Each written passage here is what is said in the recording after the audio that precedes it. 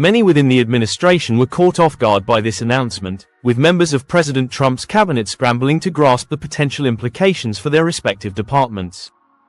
Today is being framed as Liberation Day by the White House, though the term has yet to gain significant traction among the American public. However, given Trump's repeated use of the phrase, it is certainly on people's radar.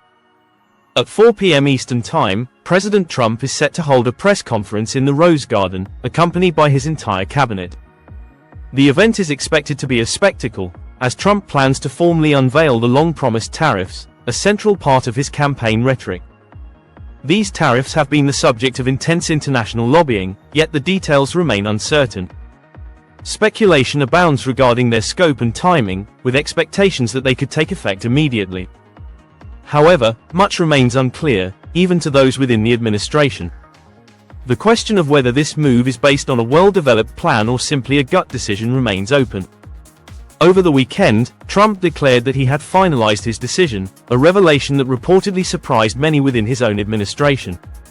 This uncertainty has left politicians, including senators and representatives, eager to understand the impact on their constituencies. If the most extreme tariff measures are enacted, including a potential 20% tariff on all imports, the economic consequences could be severe. Analysts predict this could drive the unemployment rate up to 7%, a significant blow to the American economy. Trump does, in fact, have the executive authority to impose these tariffs without congressional approval, though the move is controversial. Historical comparisons are being drawn to President William McKinley's 50% tariffs in the late 19th century, though the economic landscape has changed dramatically since then. Despite opposition from both within and outside the White House, Trump has the power to proceed as he sees fit. The Democratic Party, meanwhile, appears to be struggling to establish a clear opposition. Without a strong, unified leader, their response to Trump's economic policies has been somewhat fragmented. Among the prominent Democratic voices, Representative Alexandria Ocasio-Cortez and Senator Bernie Sanders have been touring the country, rallying against corporate interests and oligarchy. However, Ocasio-Cortez's progressive stance may not resonate with all voters. Discussions about her potential presidential run continue, but doubts remain about her ability to unite a broad Democratic coalition.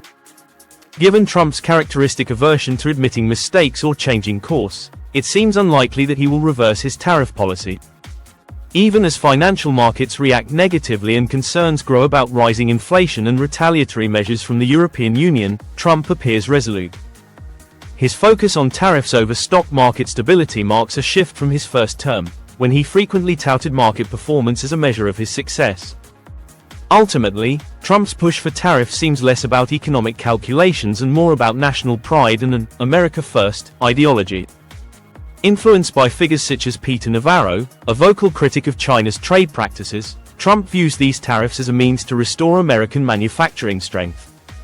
Curiously, despite his repeated criticism of trade agreements with Canada and Mexico, little public attention has been given to the fact that Trump himself was responsible for renegotiating NAFTA.